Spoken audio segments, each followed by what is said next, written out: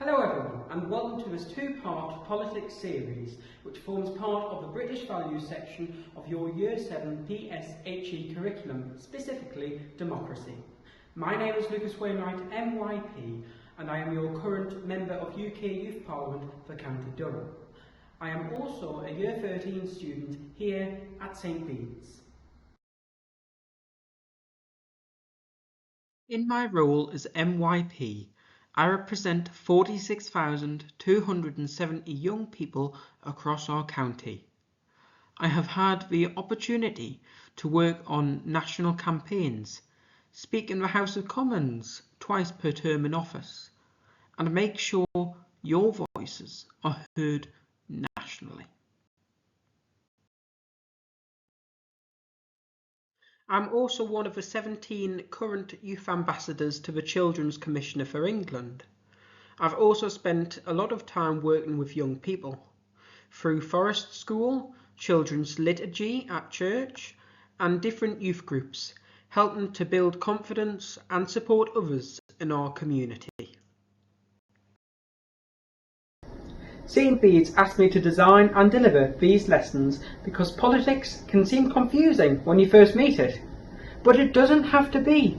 As someone who studies A-level politics here, and as someone who works directly in youth democracy, I wanted to create something clear, simple and interesting. Something made by a student for students.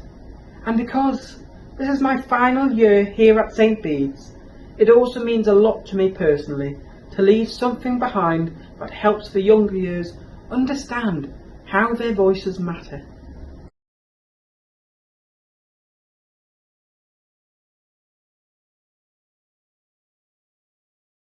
There you go. So wonderful to see everybody, and here we are in this next exciting part of our personal development curriculum, and we're doing something new, something a bit innovative. One of the things we love about St Bede's is our value of together as a family, and we've got an amazing student in Year 13, Lucas Wainwright, who has actually helped co-create the next couple of lessons around what is something I'm so proud of in our country, the value of democracy and politics and having your voice heard and knowing that you've got a right to have your voice heard and to listen to other people. And how amazing is this? So one of our older students is actually going to help you really understand this British value. We talk about together as a family and what does it mean? And I think one of the things in a family is we help each other learn and grow. And so Lucas has actually put that into practice working with Miss McIntosh and has prepared the materials that you're about to use.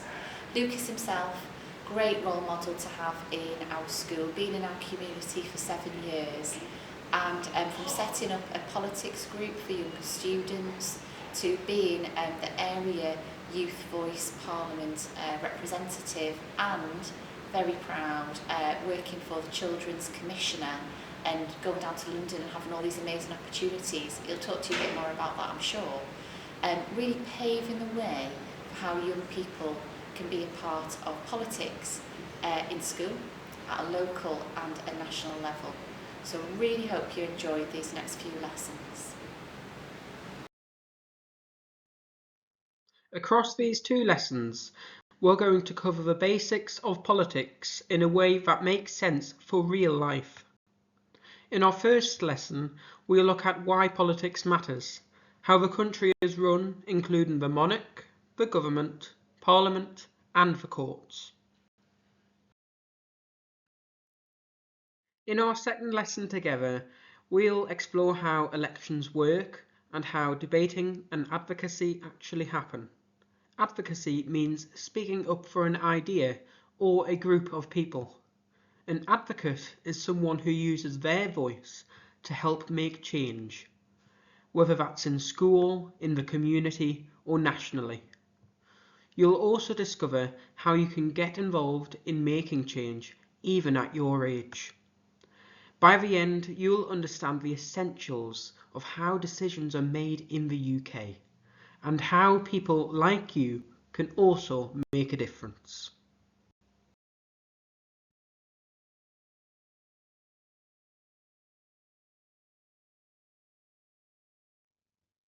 Now that we've introduced the series, let's explore why politics matters and why it matters to you. Politics is all about how decisions are made in our country and how those decisions affect almost every part of our lives, from schools and laws to public services and local communities. Understanding politics means understanding the world around you and how you can make a difference.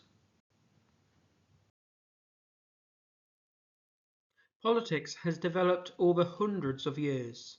Its foundation started with the Magna Carta in 1215, which limited the powers of the king and protected some rights of the people. Later, the Bill of Rights in 1689 created more checks on the king's power and strengthened Parliament's authority. Through the 19th and 20th centuries, reforms gradually expanded people's rights and also gave the right to vote. This long development is why the UK has a constitution that is made up of laws, traditions and agreements built over time. So why does this matter to young people? Well, political decisions influence your daily life, the schools you attend, the laws you follow, the public services you use, and even how young people can take part in decision making. For example, your school council at St Bede's gives students a voice in school decisions. The council is relatively new, formed in late 2023 by Mrs. Lawrence and later taken over by Mrs. Brennan. Long before this, there were head boys and head girls who were elected to represent students. The Student Council reintroduced and strengthened the importance of student voice by involving a wider range of pupils in meaningful discussion and decision making.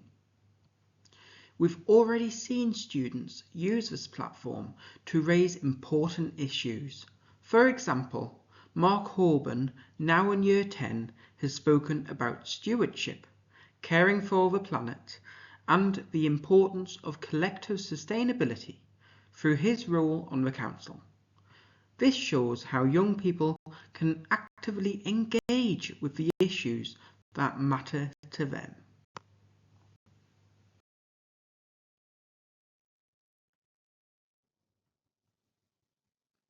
Beyond school, the Durham Youth Council allows young people to have a say in local issues. Across our country, many local authorities have their own youth councils, but here in County Durham, being part of a DYC is a requirement if you want to run for the UK Youth Parliament. This creates a direct link, giving young people a voice both locally and nationally. The Youth Council works with Durham County Council and local services to highlight concerns raised by young people. And youth councillors gain the chance to shape consultations and influence decisions that affect their area.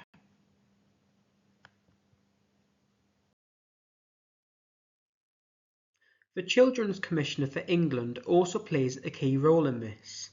Dame Rachel de Souza is the current Children's Commissioner. She's an independent national advocate for young people appointed by the Secretary of State for Education to speak up for children's rights and well-being. Her job is to make sure the government listens to what young people need. Here's a great example of youth influence in action. Matthew Hill, a former member of UK Youth Parliament for County Durham and a St Bede's alumni, successfully ran the Ride Around for a Pound campaign. His work helped to reduce bus fares for young people, showing how young voices can directly influence decisions that affect our lives.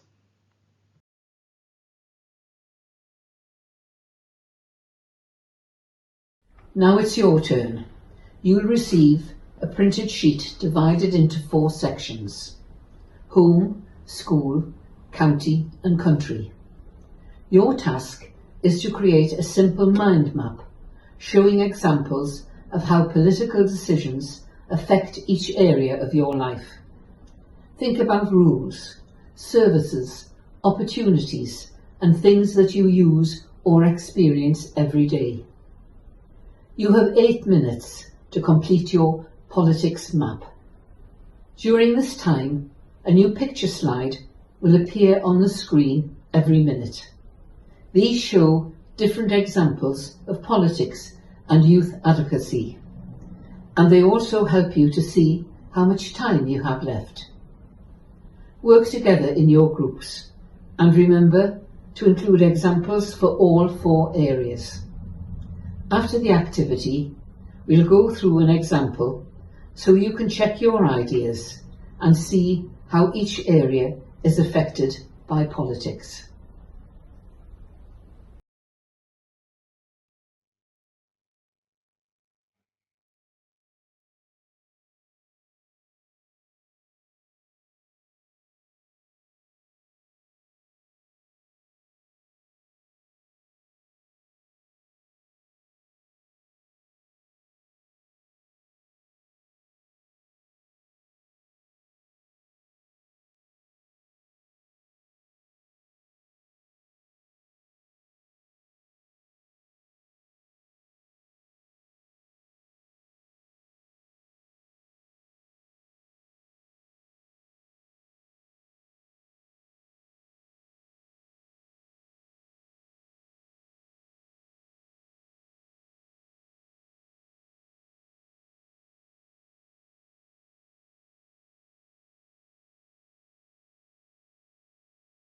You've had 1 minute so far.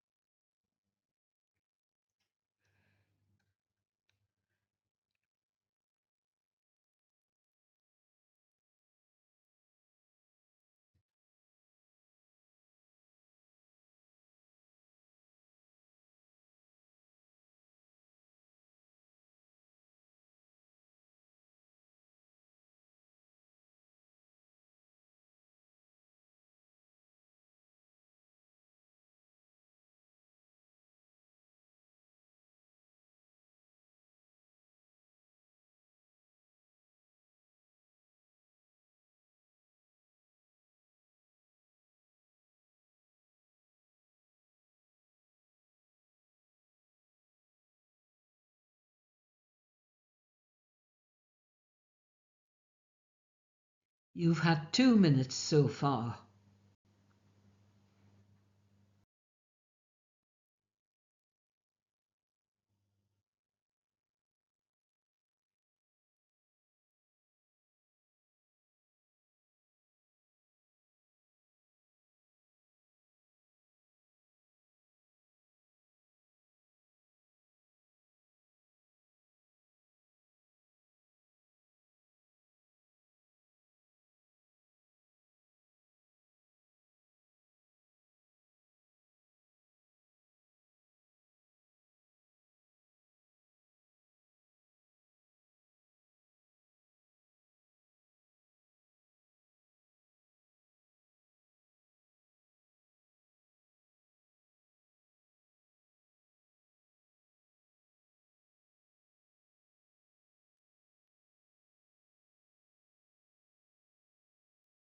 You have now had 3 minutes.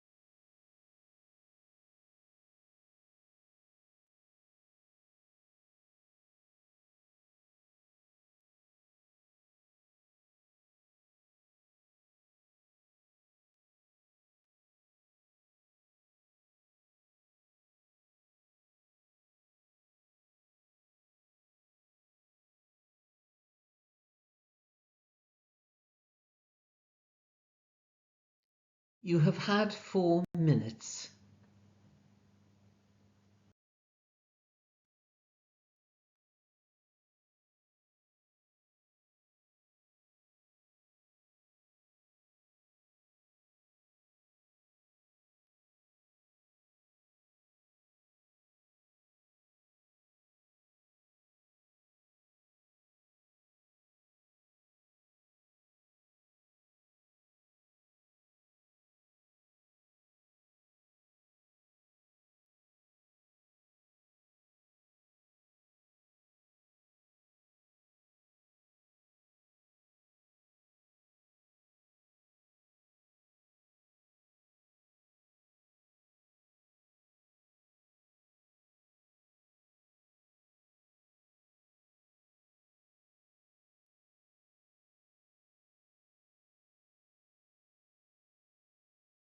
You have now had 5 minutes of your time.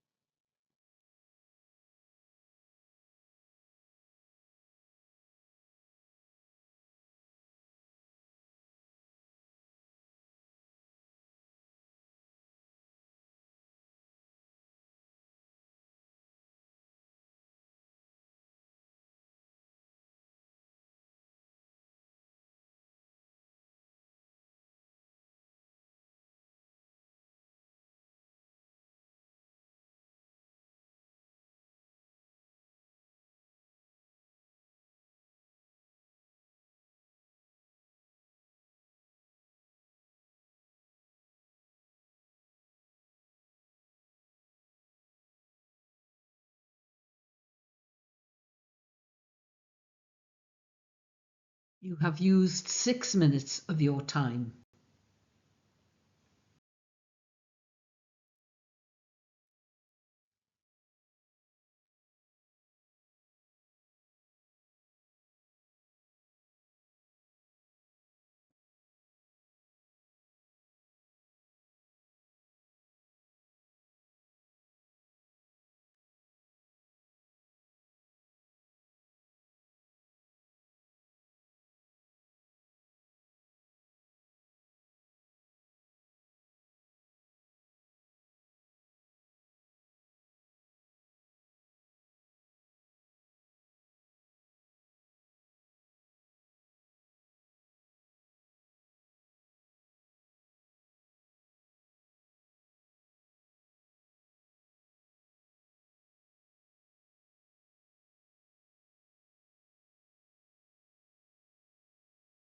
You have 1 minute left remaining.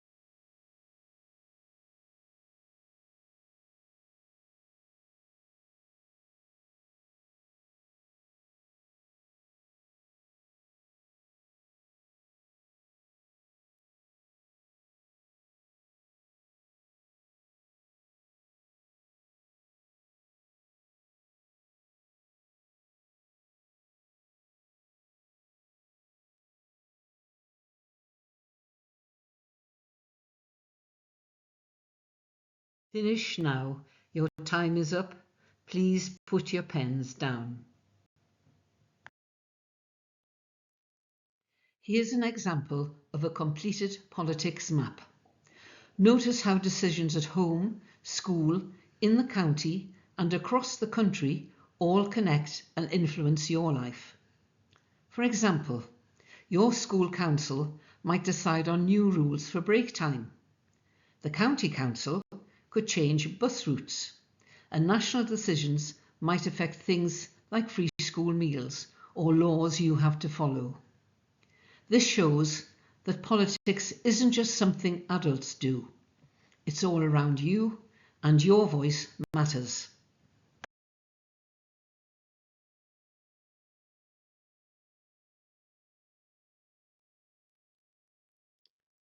Now that we've talked about why politics matters, let's look at how the United Kingdom is actually run.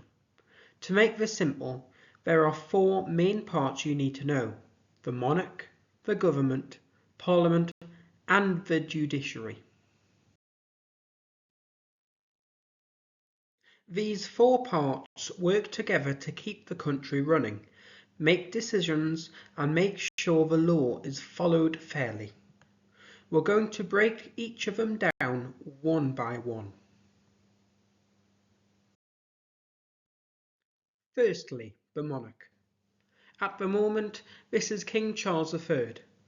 Some of you will remember that Queen Elizabeth II reigned for 70 years until 2022, and many of the traditions we still use today were shaped during her time.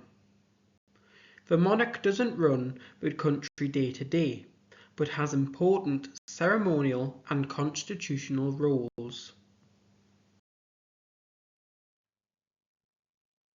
So, what is the role of the monarch? Following a general election held every 4 years, they officially appoint the Prime Minister. They open Parliament each year, and they also give royal assent to new laws. Every new law needs the King's approval. This is called royal assent. And although it is mostly a tradition today, it is still a key part of the lawmaking process. Next is the government. The government runs the country. It is led by the Prime Minister and is made up of ministers, who are members of Parliament with responsibility for different areas such as health, education and transport. These ministers form the Cabinet, which is chaired by the Prime Minister and helps make the most important decisions for our country.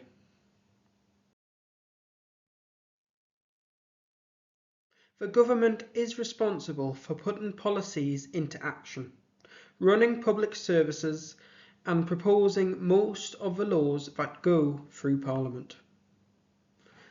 You can think of it like a team. The Prime Minister leads, the Cabinet supports, and the ministers look after their specific areas to keep the country running smoothly.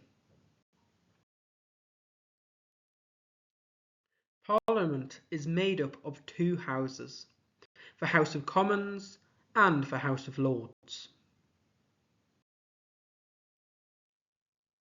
The House of Commons is where the members of Parliament sit. They are elected by their voters in constituencies across the country. The Commons is the most powerful part of Parliament.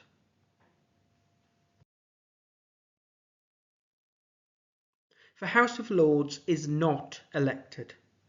It is made up of life peers, bishops, and 92 hereditary peers who remain after reforms made in 1999. The Lords check and challenge the work of the government and help revise and improve proposed laws.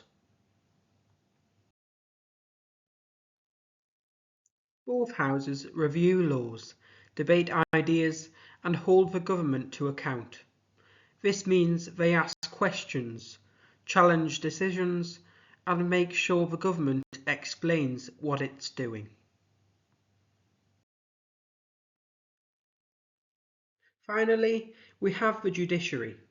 These are the judges and courts who make sure the law is applied fairly and independently.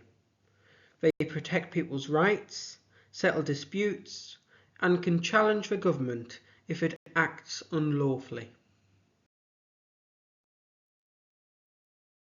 The judiciary must be separate from Parliament and the government. This independence protects fairness and stops anyone from having too much power. Now, let's look at how these institutions work together to make a law. Most laws start as ideas from the government. These ideas become bills, which are written proposals for new laws. But not all political change starts in government. Sometimes ordinary people campaign for change through petitions. For example, a petition led to Tony's Law, which increased prison sentences for child cruelty offences. Petitions can also be used to show support for new ideas. I currently serve on the UK Youth Parliament's National Campaign Committee, and in January 2026 we'll be launching an e-petition calling for votes at age 16. The aim is to gather signatures from across the UK to show Parliament that young people want a say in decisions that affect them. So petitions are another way people can influence what becomes law. If enough support builds, Parliament may debate the idea. Firstly, an idea for a new law is created. This might come from a petition, a concern raised by a constituent, or an issue that is identified by the government. The idea is then drafted into a bill, which begins its journey in Parliament. It goes through a series of debates and checks in the House of Commons, where MPs can question it, amend it, and suggest improvements. Once the Commons is satisfied, the bill moves to the House of Lords, where it is examined just as closely. Sometimes the Lords make further changes and send it back to the Commons until both houses agree on the final version. When they do, the bill is sent for royal assent, which simply means the King formally approves it. Once that approval is given, the bill becomes law. For example, the Equality Act of 2010 went through this process. It protects people from discrimination, including race, religion, disability, age, and more. This shows why the lawmaking process matters. It shapes people's everyday lives and protects their rights.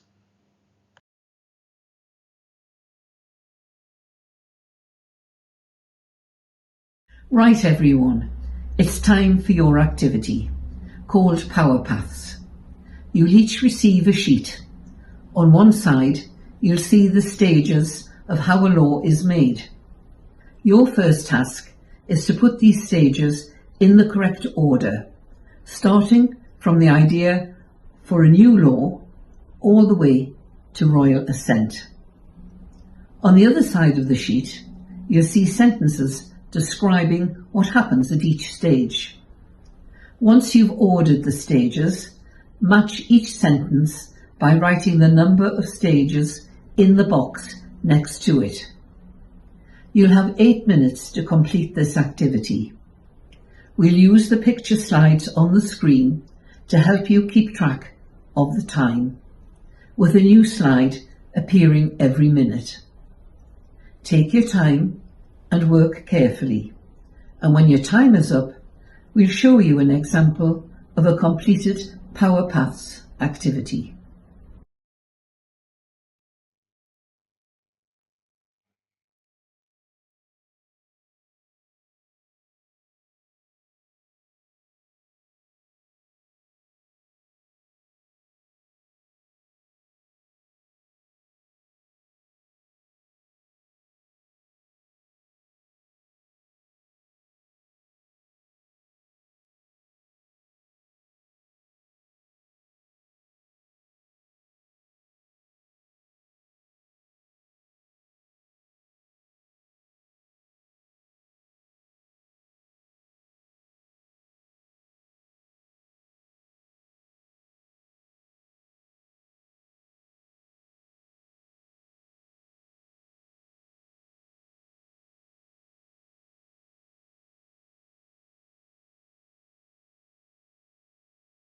You've had 1 minute so far.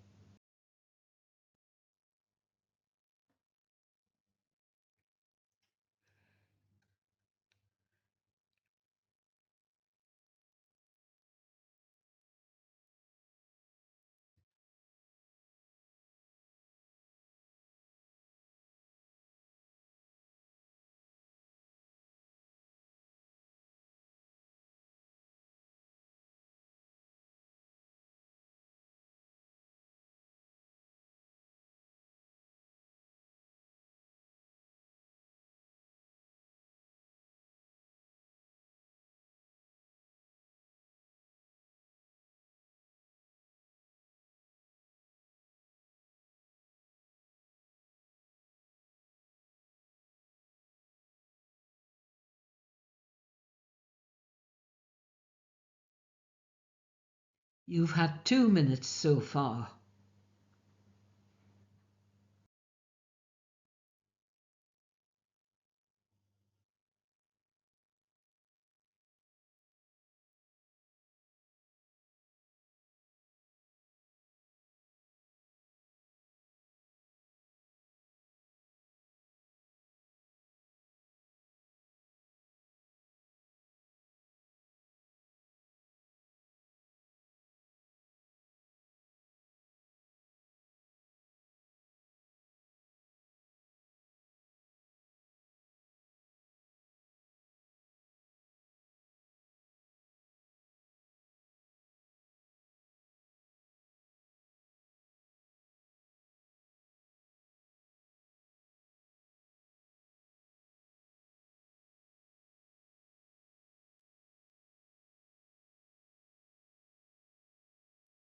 You have now had 3 minutes.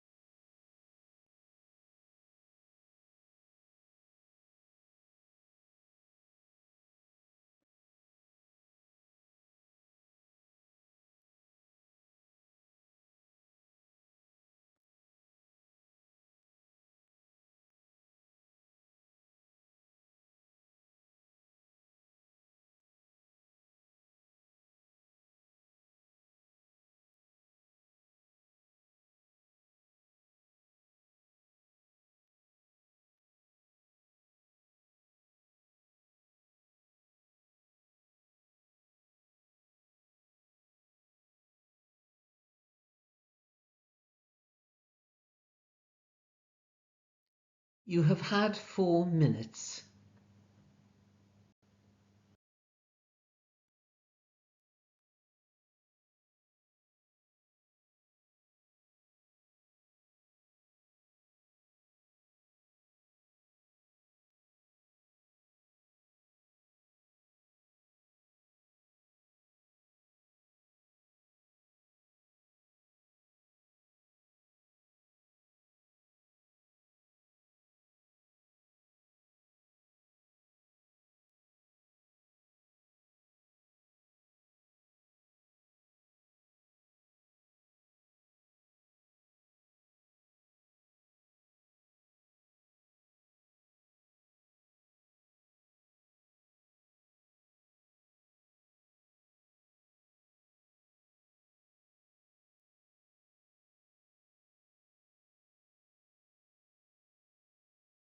You have now had 5 minutes of your time.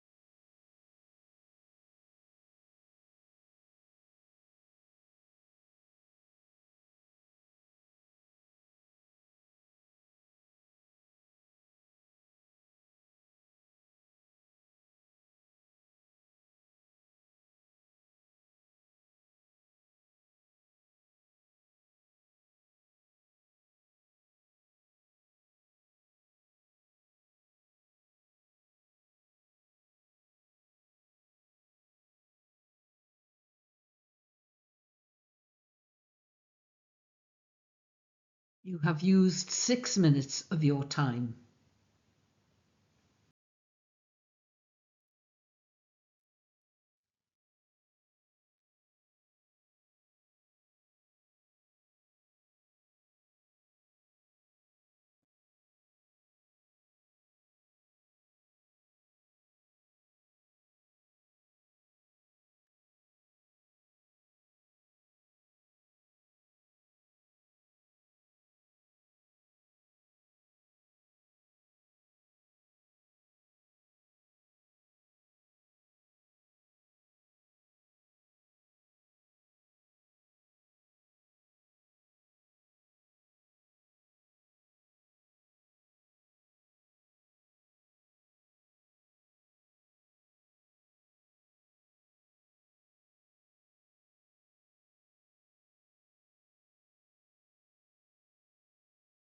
You have 1 minute left remaining.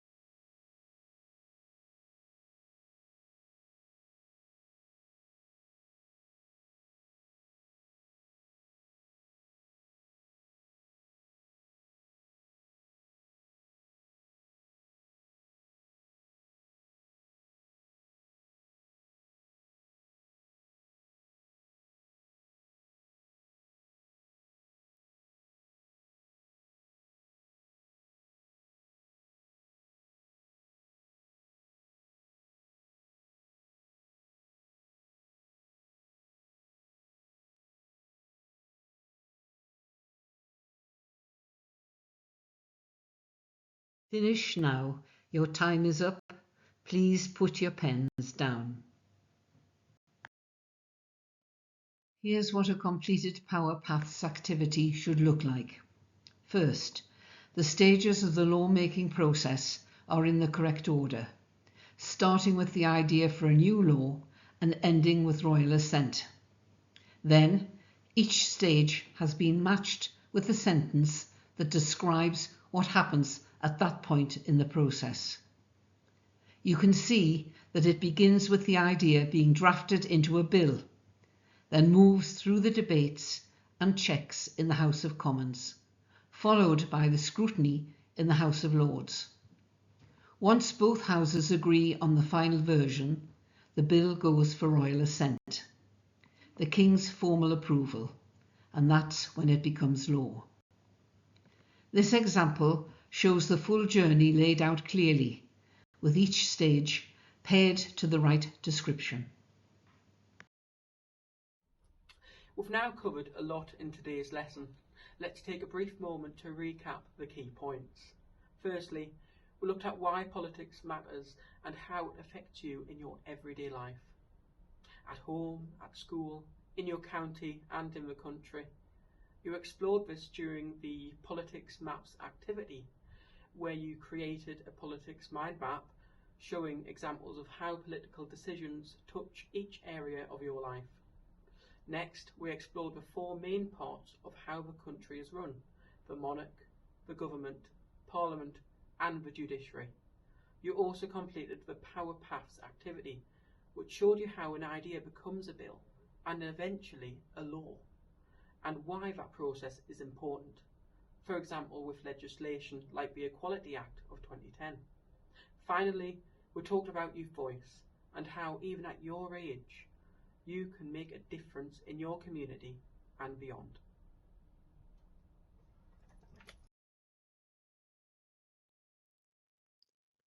Let's quickly go over the three most important things from today.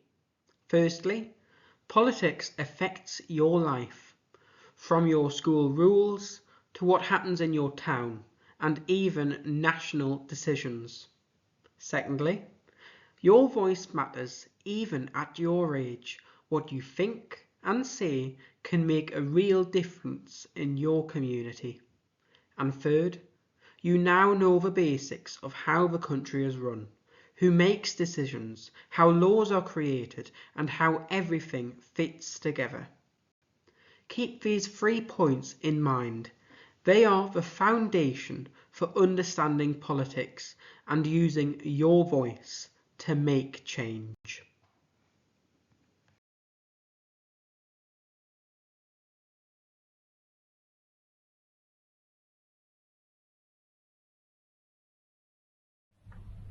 Now it's time for your homework in this personal, social, health and economic education lesson.